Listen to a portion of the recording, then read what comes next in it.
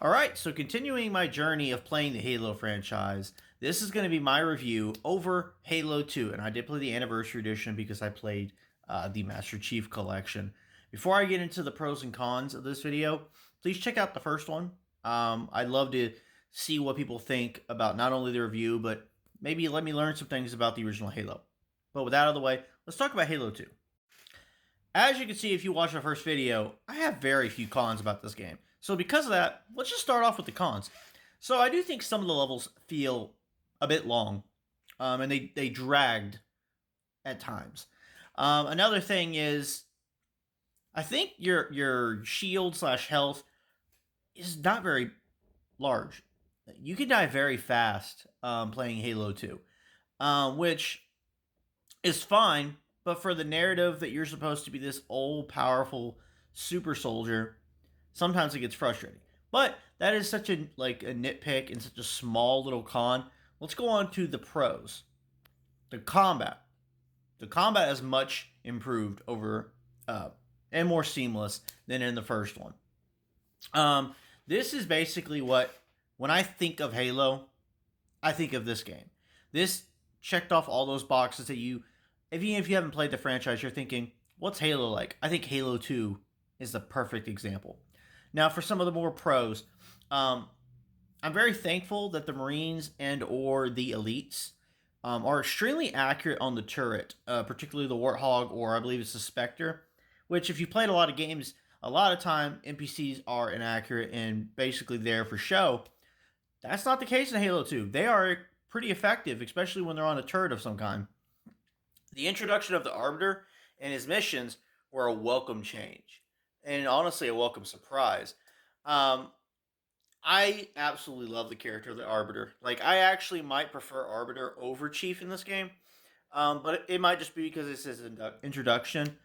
He's voiced by Keith David, which also elevates the character past already cool factors. But yeah, his missions were interesting. You have a little bit of a cloak ability.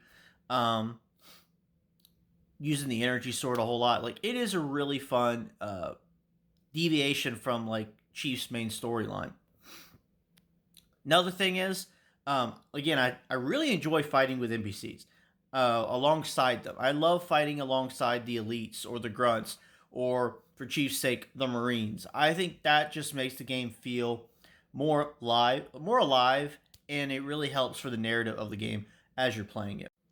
So when I talk about the game as a whole, as I say here, now these are just thoughts thrown together. Not just graphically, but visually, the settings and locations in this game were a massive improvement. There were several times that I get really tired of seeing the same building over and over and over again, or the same bridge over and over and over again.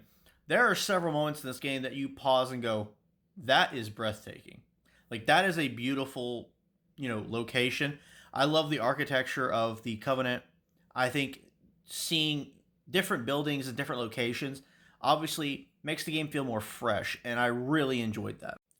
The characters of Sergeant Johnson and Miranda Keyes are genuinely awesome characters. By the end, we all that have played Halo, and hopefully me joining and continuing, Sergeant Johnson is just the pinnacle of badass. That's what he is. But I thought Miranda Keyes really stepped up in this game, and she really did a lot in this game, which I really liked. I thought she was just going to be that officer who sits behind a screen. Not her, which I loved. And then the final lines of Halo 2. What are you doing, Master Chief? Basically. Sir, I'm finishing the fight. Might be one of the coolest lines in gaming. Overall, I know I talked for a while, but Halo 2 was a massive improvement over Halo 1. And I think Halo 2 does such an amazing, beautiful job establishing not just Master Chief as the Xbox icon, but establishing why this is such an important and impactful first-person shooter. And I could very well see this being at least the best story that I play throughout the entire franchise. But I will say it's going to be hard to top Halo 2. So be on the lookout for my next reviews. But let me know, what did you think of Halo 2 when you first played it, or just recently? Because I think some of these games should be played in a more recent mindset to see how they hold up. Halo 2 still holds up extremely well. honestly, I might just have people jump to Halo 2 because it is such a good story, good combat, good characters.